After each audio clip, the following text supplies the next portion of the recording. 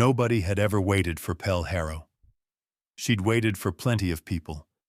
That was, if you wanted the truth of it, the whole shape of her 42 years. Pell on the wrong side of a counter, a window, a clock, waiting. Waiting for the last bus that came at 1:12. Waiting for a man who'd said he'd be back from the rigs by Christmas, 3 Christmases running, until she stopped setting the second plate. Waiting for a manager to notice she'd worked 11 Decembers without calling in once, the way you wait for weather to apologize. But no one, in all of it, had ever stood somewhere and felt the minutes drag because Pell Harrow was not yet there. She had checked. It was the kind of thing a person in her position checks, quietly. The way you press a bruise to see if it's still a bruise. She rang up groceries at the all-night market on Halsey, 11 to 7. The dead shift. Under lights the color of a headache. Lane 4, because lanes 1 through 3 closed at midnight, and 5 through 9 had never once been open at the same time she was. She knew the night people the way you know a tide. The cab drivers buying coffee and a banana. The insomniac in the good coat who bought 1 orange every night and never the same brand twice. The young mother, gray to the lips, who came at 4 with a baby on her hip and counted out formula in singles and would not meet Pell's eyes, and to whom Pell had learned to say, "The scanner glitched. That one's on the house. Happens all the time," which was a lie, and the only kind of power Pell had ever had, and she spent it where she could. She was good at the work in the way no one is ever thanked for. Fast hands. A barcode found its red line without her looking. Beep. On the belt. Beep. Counted.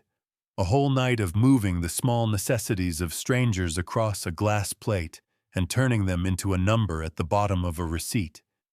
And then at 7, in the gray, she'd clock out and drive home to an apartment where the only thing that knew her name was the rent notice, and it spelled it Harrow P. That was the thing she'd made her peace with, or told herself she had. You can be the most ordinary woman alive. There is no prophecy with your name in it. No one has been waiting 200 years for the bell on your door to ring. She just didn't know yet that someone had, and that being waited for, when it finally came, would not feel like being chosen.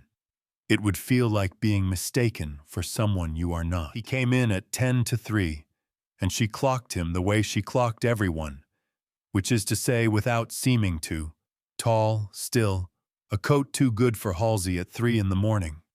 The particular stillness of a man who has nowhere he has to be and has had nowhere to be for a very long time. Rich, she thought. Lost, maybe. The lost rich wandered in sometimes, after a bad night somewhere with marble in it, and bought gum, and looked at the fluorescent ordinariness of the place like it was a country they'd heard about but never believed in. He didn't buy gum. He stood at the end of her belt, and he looked at her, and Pell had been looked at in a great many ways across a great many years, past, through, around, down, but she had never once been looked at like that. Like she was the last word of a sentence someone had been trying to finish for 2 centuries, and she put her hand flat on the belt to stop it moving and said, in the flat voice she used on the worst drunks, "We're open till 7, you buying?" And the man, beautiful and terrible and old, in a way she had no word for, only a feeling. The feeling you get standing at the edge of deep water. The man shut down. Not a faint. Not a stumble. He went down on one knee on the scuffed linoleum of an all-night market. Slow, deliberate, the way you kneel when the kneeling is the whole point. And he looked up at a grocery cashier under headache lights and said in a voice with so much weather in it that it didn't sound like English so much as something English had been carved out of, "I have looked for you for 200 years. The orange-buying insomniac dropped his orange. It rolled under lane 3, and Pell Harrow, who had never in her life been waited for, felt the floor of everything she understood about herself tilt, because the worst part, the part she would not be able to explain to anyone, was that some starved animal thing in her chest believed him for one whole second before her sense came back. 1 second of, yes, finally, someone came. And then the cold after, worse than never, because she knew exactly what she was. She was lane 4. She was Harrow P. She was the most replaceable woman in the city, and a man on his knees telling her she was the answer to 200 years was not a man who had found her. He was a man who had her confused with someone real. "Get up," Pell said. Her voice didn't shake, which she was proud of later. "You've got the wrong girl. I'm nobody. I scan groceries. Whatever you're looking for, it isn't ringing up tonight." You should know, before he tells her any of it wrong, what he was actually looking for, because he believed it as completely as a man can believe the one idea that has kept him from lying all the way down in the dark. His name does not matter here. He had set it aside the way the very old set down things that have grown too heavy to carry through a crowd. The court called him the Vampire King when they wanted his attention, and the Waiting One when they didn't think he could hear. And both were true. He had ruled in the way his kind ruled, by absence, by ownership, by a tower of glass downtown that the city assumed belonged to a foundation no one had ever met. And somewhere 200 years back he had stopped, the way a clock stops, on a single promised thing, the reckoning, the sign. It had a dozen names in the old keeping, and one shape, that the immortal line which did not breed and did not change and had not felt a new thing in so long, that new had become a foreign word, would be remade, given a future it had given up on, by the coming of one mortal woman. The marked. She would carry 3 signs, the keeping said, 3 augury marks the Seeress could read, and when she came the long, cold patience of his people would break like ice in a spring nobody had believed in. He had waited for her the way the devout wait for a saint, emptying himself out, year by year, of everything that was not the waiting. He had not gone to the theater. He had not learned a song written after a certain century. He had not let himself want a single ordinary night, because an ordinary night was a night he was not standing at the gate, watching the road, in case it was tonight. 200 years. He had stopped living in order to be ready to begin, and tonight, walking the cold streets at the dead hour, the way he walked them most nights now, because the tower was unbearable and the road never came. He had passed a lit window the color of a headache, and through the glass, he had seen a woman moving the small necessities of strangers across a plate of light. And something in him that had been holding its breath for 2 centuries had simply, helplessly, exhaled. He did not understand it. He had not consulted the keeping. He had not checked her for marks. He had only known, the way you know your own name in the dark, that the road had ended at lane 4 of an all-night market on Halsey Street. He knelt because 200 years of a man's life had just arrived at a glass counter, and he did not have the strength left to do it standing. What he did not yet understand, what would take the breaking of everything to teach him, was that he had it exactly backwards. He thought he had recognized the marked. He had not. He had recognized something far more dangerous to a man built entirely out of waiting. He had recognized the present. He had recognized a woman who was nobody's prophecy and nothing's sign, just here, just now, just real. And the starved thing in him had mistaken alive for foretold, because foretold was the only kind of wanting he had let himself learn. He did get up. He got up because she told him to, which surprised them both. A king who had not been told to do a small thing in longer than the market had stood there, rising at the word of a cashier. He bought, with great gravity, a packet of mints he did not need, and he paid with a bill she had to make change for from her own pocket, because the drawer didn't break 100 at 3 in the morning.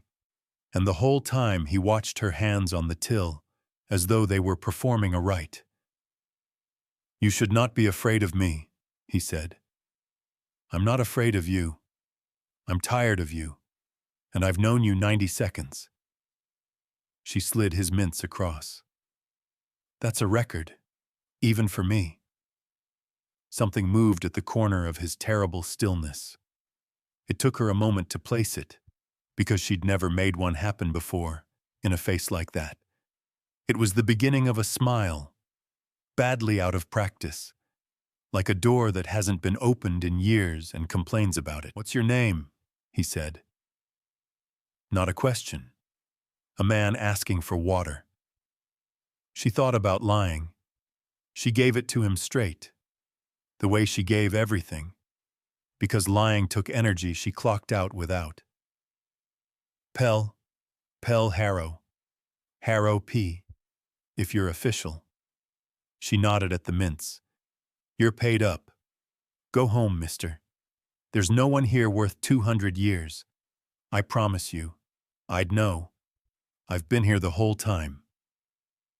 He left. She watched the good coat go out into the dark and was furious to find her own pulse up, furious at the part of her that had wanted, for 1 second, to be the end of someone's road. "Don't," she told that part. "You know better. You're lane 4. And she finished her shift, and she drove home in the gray, and the rent notice on the table said Harrow P. And that was the size of her, and she had made her peace with it, and she was lying. The good coat returned the following night, and the one after that. And here is the first of the small concrete things, because love, when it's real, you can count on your fingers, and Pell, who counted for a living, started keeping a tally she didn't dare name. 1. He learned the night people. By the 3rd night, he was buying the gray-lipped young mother's formula before she reached the lane and leaving it on the belt with a 20 folded under it. The scanner glitched, and he said it so seriously and so wrongly that Pell had to turn away. 2. The lights.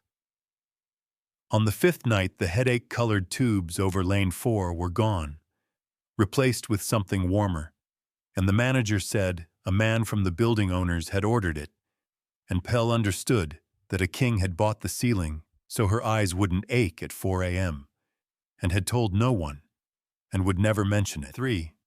He never sat. There was a bench by the cart return where the lost rich usually slumped.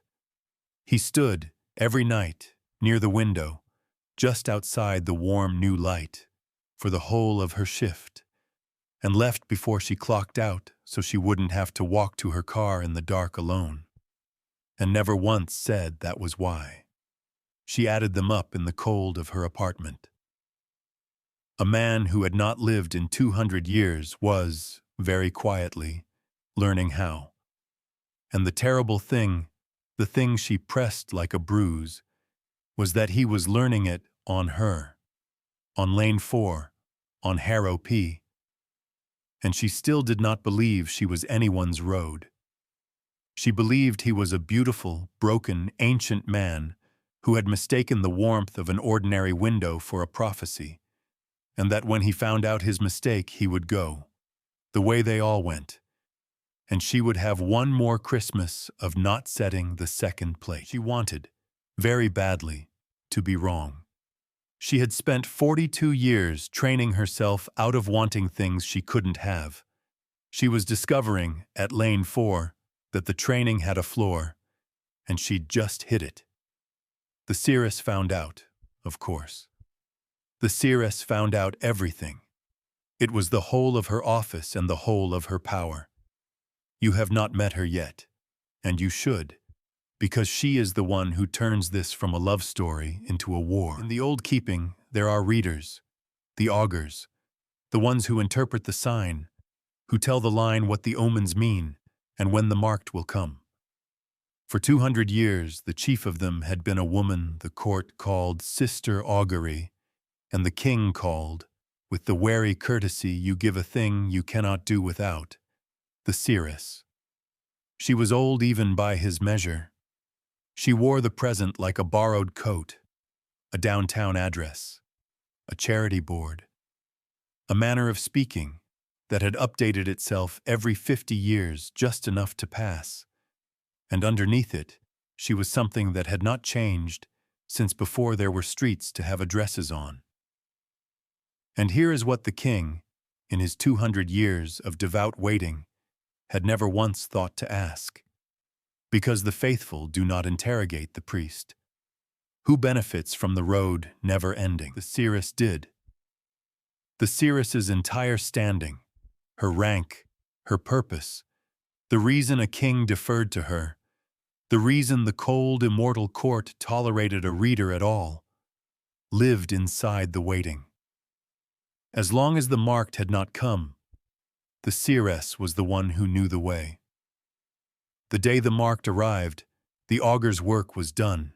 The omens would be read for the last time, and a woman who had been the most necessary person in an immortal court for 2 centuries would become, overnight, the way Pell had been her whole life, replaceable. Nobody. The scanner glitched. So the seeress had a problem, and she had had it for 200 years and managed it beautifully. The king must always almost find the marked, and never quite. She kept the prophecy warm and the road open and the king hungry, and her own indispensable hand on the only map. She did not want him to stop waiting. She wanted him to wait forever, gratefully, at her gate. And now a king who had not deviated from his devotion in 2 centuries had been seen by her people, who watched him because watching him was her office, kneeling on the floor of an all-night market before a woman with no marks, no lineage, no sign, no anything. A woman so ordinary that her ordinariness was itself a kind of insult to the whole machinery of the sign. The king had begun unforgivably to live in a grocery store on Lane 4, off the map entirely. The seeress could not have that. A king who finds his future at a checkout counter does not need a reader of omens. So she did the thing she was very, very good at, the thing 2 centuries of practice had made into an art. She gave him the marked. She came to Pell first, which Pell only understood later. It was a Tuesday, 4 in the morning, the dead of the dead shift, and a woman came through the automatic doors who did not belong to the night. Young, late 20s, and lovely in the deliberate way of someone who has been arranged, dressed in clothes that were trying to look like they weren't trying, and she drifted through the aisles not shopping, and she came to Lane 4 with a single bottle of water and 3 things Pell noticed before she noticed she was noticing. The first was a mark on the inside of the girl's wrist, a pale, old-looking sigil, like a brand gone soft with years. The second was a streak of silver in her dark hair, in a place hair does not naturally silver, set there like a sign. The third was the girl's eyes, which were the wrong color, one brown, one a gray so pale it was nearly white, and which she kept lowered and which flicked up to Pell's face once, terrified, and away. 3 marks, Pell thought, and didn't know why the words came to her in that shape, only that they did, the way a tune you can't place arrives. And the man in the good coat, standing in his usual place by the window in the warm light he'd bought, had gone very still in a way that was different from his other stillnesses. He was looking at the girl's wrist. He was looking at the silver in her hair. He was looking at the mismatched eyes, and his face, The face that had learned on Pell, the bad, rusty beginning of a smile, was doing something Pell had never seen it do. It was hoping. "That all?" Pell said to the girl. Her own voice came out strange. The girl nodded. She put down exact change, coins counted out in advance, and as Pell took them, their fingers touched and the girl flinched. Not from Pell, Pell realized, but from everything. A flinch with whole rooms behind it. And the girl whispered so low that only a woman who'd spent 11 years learning to hear the gray-lipped ones could have caught it. "I'm sorry." Then she was gone, out into the dark, and the king crossed the floor in 3 strides he did not seem to take, and stood at lane 4 with his hands not quite steady, and he said the worst sentence Pell had ever heard. "She has the 3 signs." I'm going to stay with Pell through this part, because it's the part where she loses, and I won't lie to you about how much it costs, the way the easy stories do. The Seeress had done it surgically. By morning the court knew. The marked had come. 2 centuries of waiting answered. The prophecy fulfilled at last. A young woman named Camille, found wandering the dead hours near the king's own tower, as the old keeping foretold, the marked would be found, bearing the 3 signs the Seeress had read aloud to the assembled line in a voice like a bell at a funeral.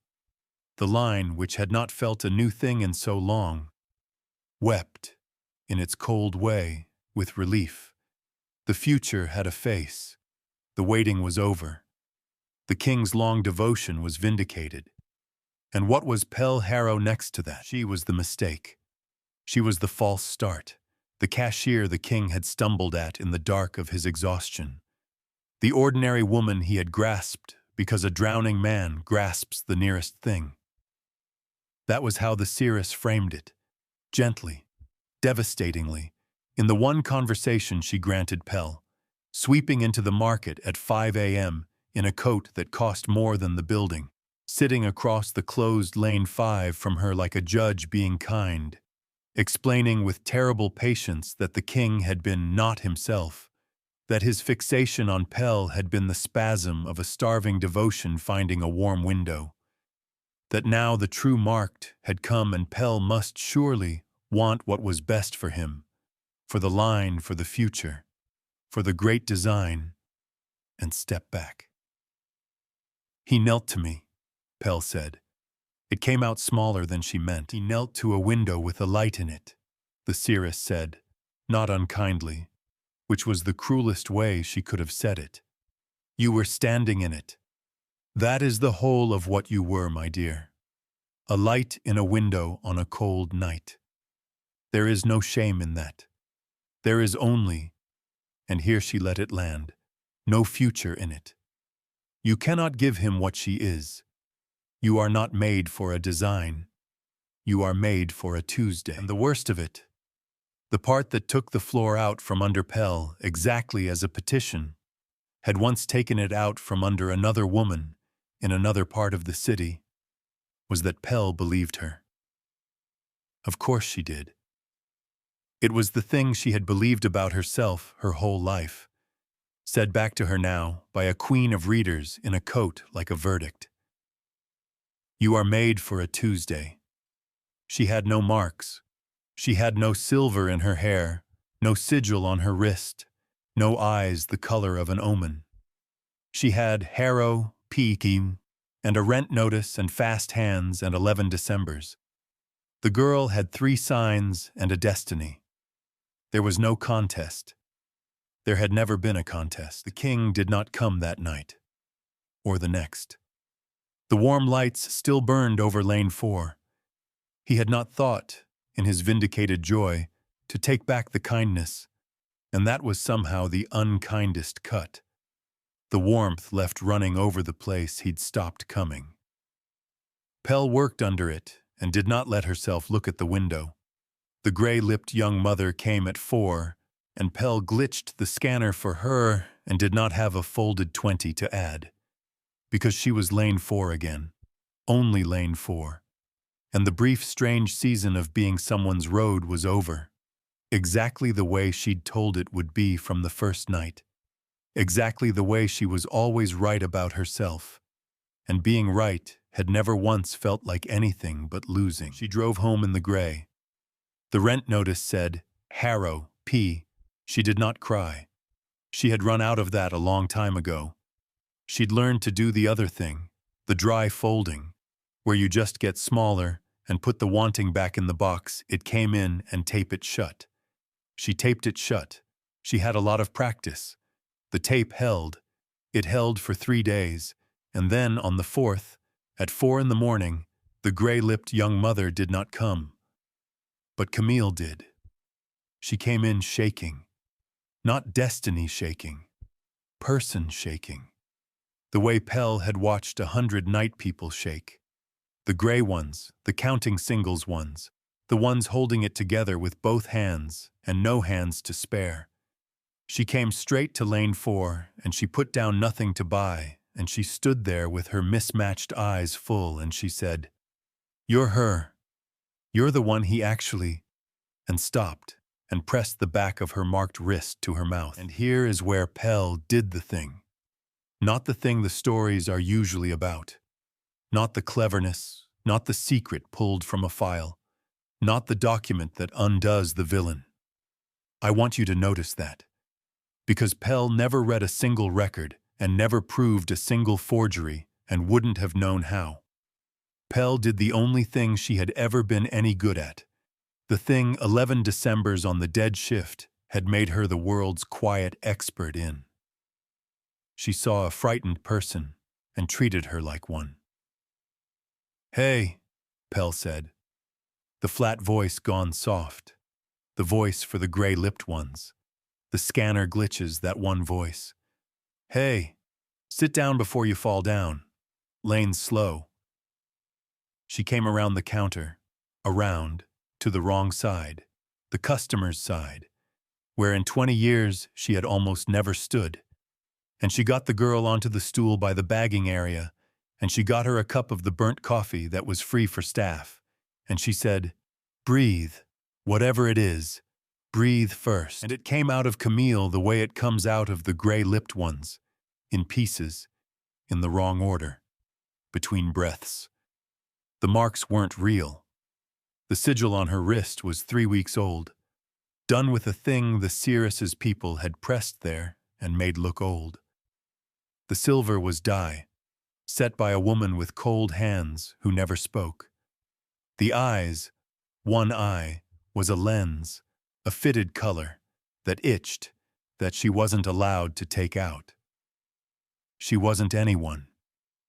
She was a girl who'd been nobody, like Pell, found counting singles in her own dead hour somewhere.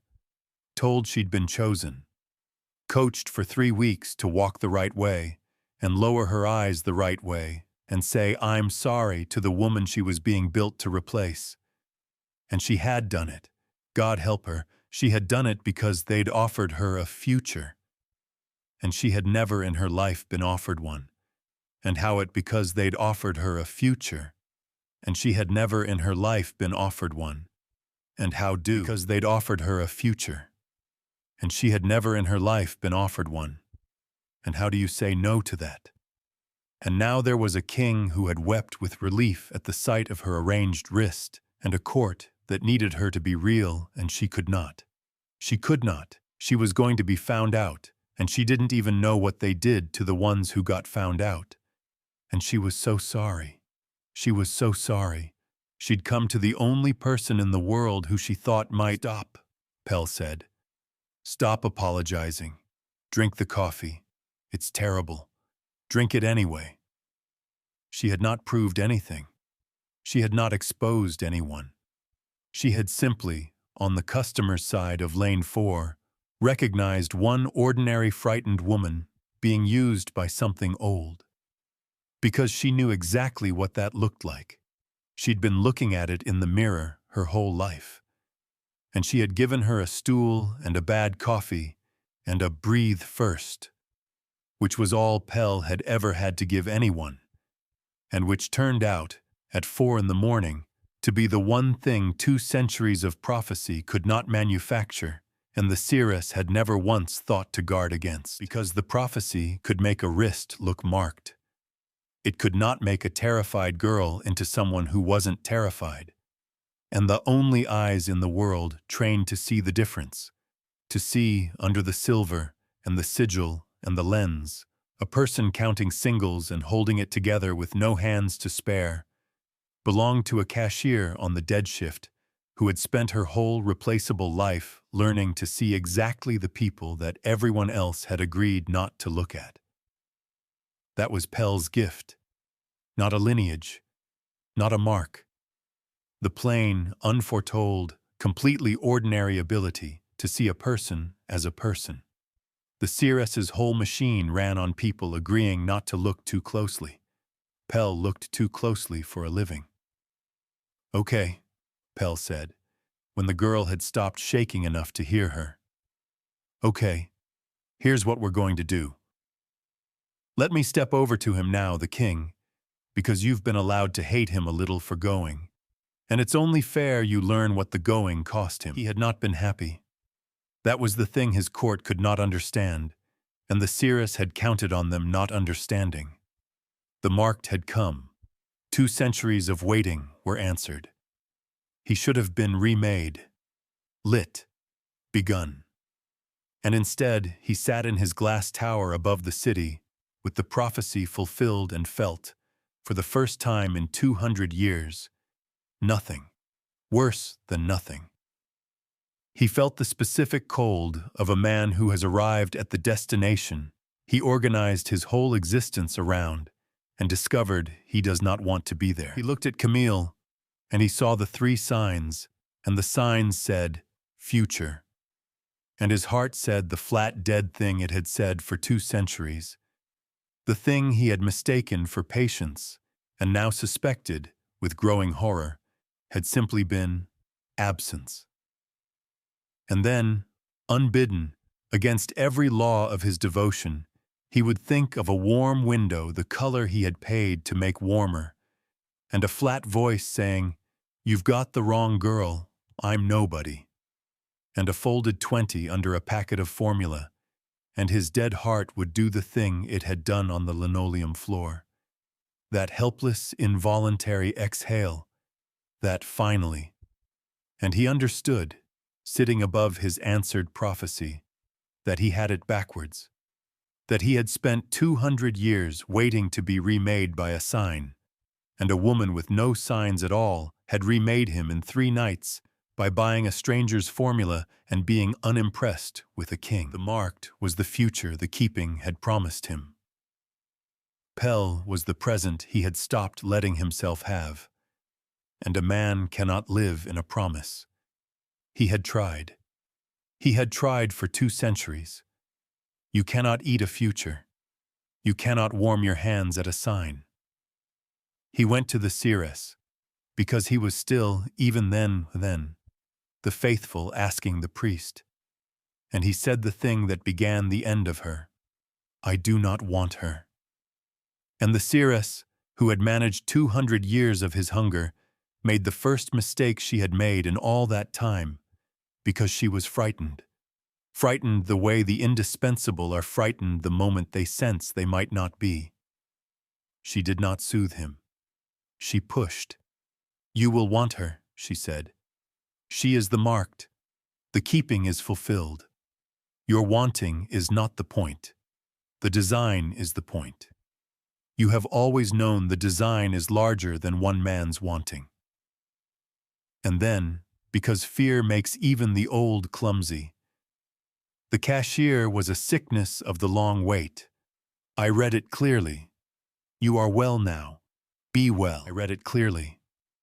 He heard it the way you hear a wrong note in music you've trusted your whole life. Read. She had read his sickness. She read the omens. She read the marks.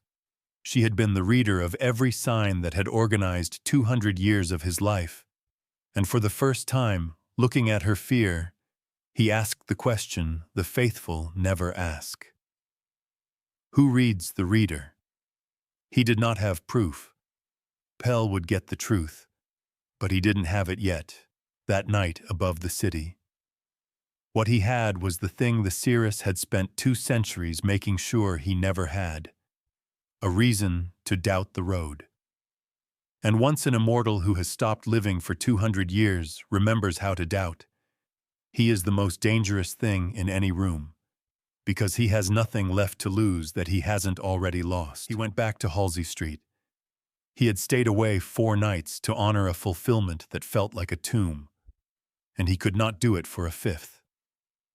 He walked the dead streets to the lit window, and the lights over Lane 4 were warm, the warmth he'd left running, and through the glass he saw 2 women on the wrong side of the counter, the cashier and the marked, heads bent together over a cup of something, and he stopped on the cold pavement and watched the future he'd been promised and the present he'd thrown away sitting on a stool sharing a coffee. And he understood that whatever was about to happen, he had already chosen, 200 years too late, and just barely in time. What Pell and Camille did was not clever. I keep telling you that because the clever version is the lie. They did not gather evidence. They did not lay a trap.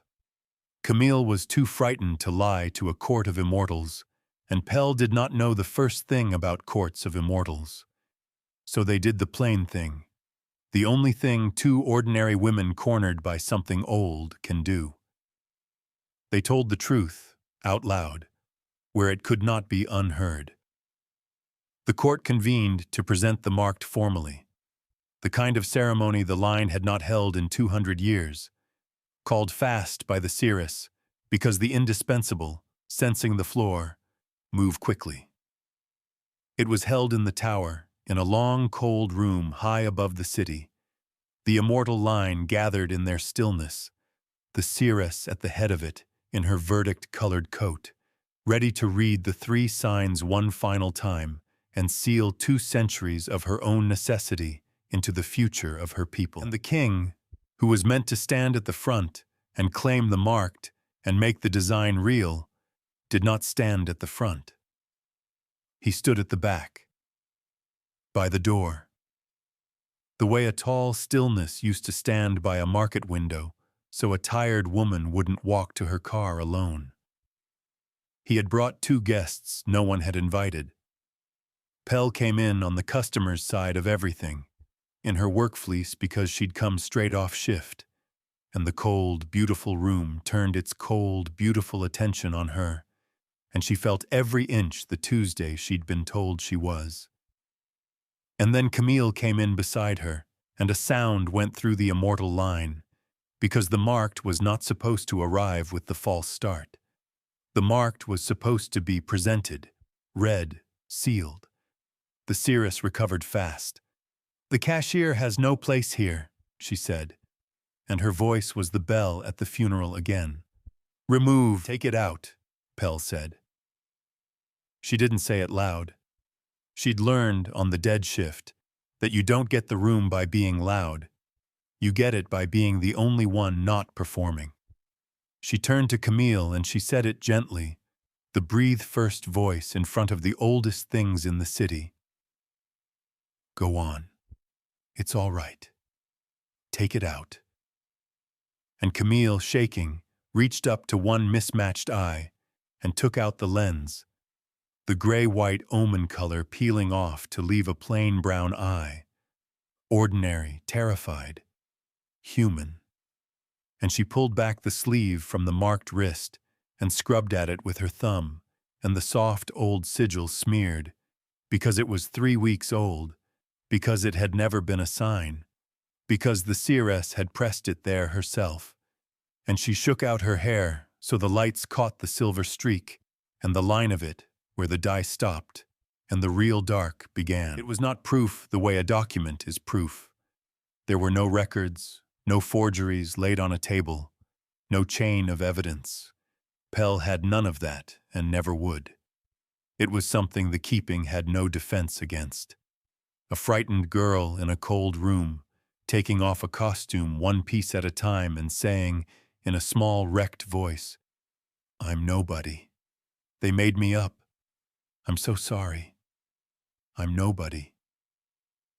She is the marked, the seeress said, and for the first time in 200 years, there was a crack in the bell. The signs are die and a lens and a stamp 3 weeks old, Pell said. I noticed all three the first night she came in. I noticed things. It's the whole of my job. She looked then not at the seeress, but at the king's gathered line, the cold, immortal faces, and she said the thing she had come, on the customer's side of everything, to say. You've been waiting 200 years for a woman with 3 marks. She walked in tonight and took them off in front of you. So either your whole future was a costume somebody sewed, or it never needed marks at all. Pick one. But you can't keep both. The room did not turn all at once. Rooms never do, whatever the easy stories say. People turn one at a time, and it costs each of them something to be the first. The first was a lord near the front named Ansel, old, gray-eyed, one of the few who'd been awake the night 200 years ago when the king first set himself to wait, and who had watched, longer than anyone, the slow tomb the waiting had made of a man he'd once followed gladly. Ansel looked at the smeared sigil and the peeled lens and the dye line in the girl's hair, and then he looked at the seeress for a long moment, and Pell watched something settle in his face that she recognized, because she'd worn it herself, the look of a person totting up a column of small wrong things they'd been told for years not to total. I asked, Ansel said quietly, to the room, 30 years ago, why the road never came. You told me the marked was near. I asked again at 50 years. Near, you said, at 100. Near. He took one step out of the line, away from the seeress, toward the back of the room where his king stood by the door. It was always near. It was never here. You sold us near for 200 years, and you charged us a king's whole life for it. One step. One name. That was all it took. The way it's always all it takes. Not a speech, not a tide, just one old creature totaling the column out loud. And then the cold room was turning, face by face, the immortal line doing the slow arithmetic of 2 centuries of near. And the seeress stood at the head of a future that had just discovered it had been kept hungry on purpose by the one who profited from the hunger. And the king walked up from the back of the room, past the line, past the seeress. He stopped in front of Pell in her work fleece, and the oldest living thing in the city did, for the second time, the thing he had done on the linoleum of Lane 4. Except now there was a court to see it, and now he knew exactly what it cost, and now it was not a mistake. He went down on one knee. I have made an error of 200 years, he said, and his voice carried because the room had gone that quiet. Not tonight. Then. I was promised a future, and I stopped living to deserve it. I emptied myself out, year by year, of every ordinary night, and I called it devotion, and it was a coffin I climbed into upright. He looked up at her. There is no marked. I declare it, before the line, with the seeress to hear it. The prophecy is void. There is no woman coming. There is only... His voice did the thing, the carved-out thing, the helpless exhale. A woman who came, who was already here, who told me I had the wrong girl, and was the only person in 200 years to tell me the truth. The seeress made a sound. It was, Pell thought, the sound of a woman watching her whole necessity end, because that was the abdication. That was the thing that broke her, not chains and not exile. The king set down the pourtant. Waiting itself, the 200-year search that had been the floor she stood on. The day the king stopped waiting, the reader of the road had nothing left to read.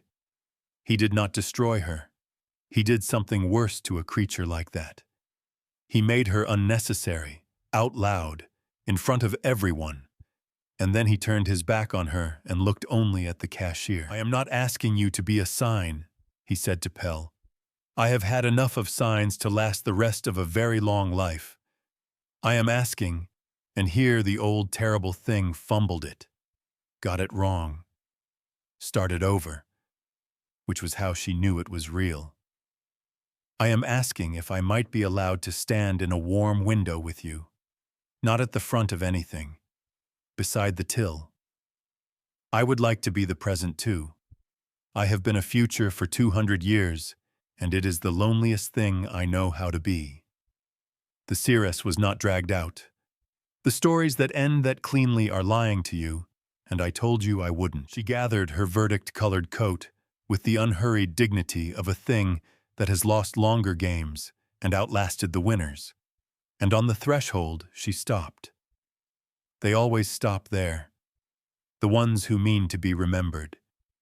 And she looked back, not at the king, but at Pell, the cashier, the Tuesday, the nobody who had cost her 2 centuries of standing in a single dead shift hour.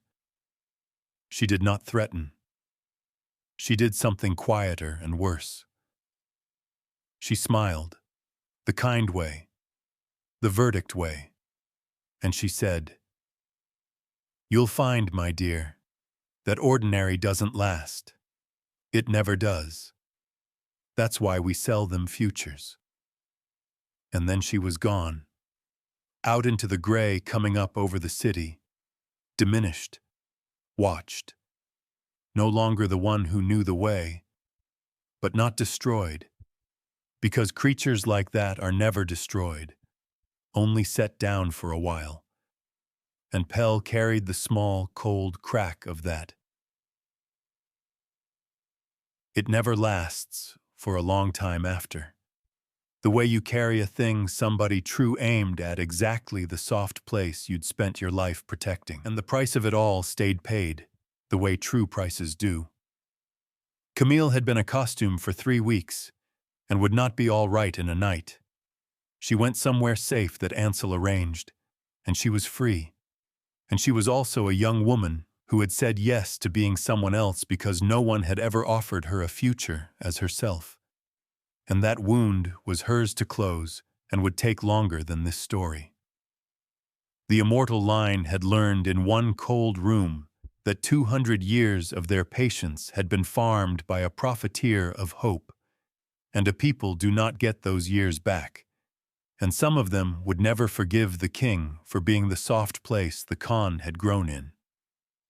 The king had set down the prophecy, which meant he had set down the one thing that had let him bear 2 centuries, the belief that the waiting meant something, and what was left had let him bear 2 centuries, the belief that the waiting meant something, and what was left when let him bear 2 centuries, the belief that the waiting meant something, and what was left, when you take the meaning out of 200 years, is 200 years, weighed all at once in a man's 2 hands. He would carry that. You don't get to put it down just because you found out it was a coffin. But here is the last of it, and then I'll let you go back to your own quiet hour. It came to lane 4 the way 10,000 ordinary things had come to lane 4 before it. Across the belt, under the warm lights, at the dead hour. A man in a good coat, in the line behind a cab driver buying coffee and a banana, and ahead of the insomniac with his one nightly orange, holding a single item. Not a sign, not a relic, not a future. A box of the terrible burnt coffee Pell drank on shift, because he had learned, he was still learning, he would be learning for a long time, and that was the point. That she liked it, even though it was terrible, and that bringing a person the small, wrong thing they actually like is a language older than any prophecy, and one his 200 years had never taught him. He put it on the belt. Beep! Pell found the red line without looking. Her hands had not changed. She was still the most replaceable woman in the city, still Harrow P., still fast and tired and 42, and she would tell you herself that not one mark had appeared on her wrist, and not one silver thread in her hair, and that the rent notice still spelled her name with the comma. Nothing about her had become foretold. She had refused, in fact, every chance to be made into something the design could use, the way Camille had been made. She had stayed, on purpose, exactly the ordinary woman she was. That was the whole of the miracle, if you want to call it one. Not that the nobody turned out to be somebody. That the somebody, the oldest, the most powerful, the one who could have had a marked and chosen consort, and a fulfilled prophecy, and a future with his name carved into it, got down on the linoleum a second time and chose the nobody. As a nobody. Chose Tuesday over destiny. Chose the present, which is the only place anyone has ever actually been able to live, over the promise which is the loneliest country there is. That all? Pell said. The flat voice. But she was looking at him all the way she looked at the gray-lipped ones, the way nobody had ever once looked at her until a man knelt on a dirty floor and got it wrong and then, slowly, learning, got it right. For tonight, the king said. He paid with a bill she could break now, because he'd learned to bring the right one. He did not kneel. He stood by the till, in the warm light he'd bought, the way he would stand most nights now, not at the front of anything, not waiting for a road, just here, just then, just real. And when the insomniac's orange rolled off the belt, he caught it without looking, like a man who had finally arrived somewhere and meant to stay long enough to learn where things were kept. She had spent her whole life being the thing nobody waited for, the light in somebody else's window, the, oh, made for a Tuesday. And it turned out a Tuesday, when somebody finally chooses to stand in it with you, is not the small thing they'd all told her it was. It was the only thing the future had ever been pretending to be. So if you're up at the dead hour too, on the wrong side of some counter or window or clock of your own, waiting on a road that hasn't come, keep this one with you.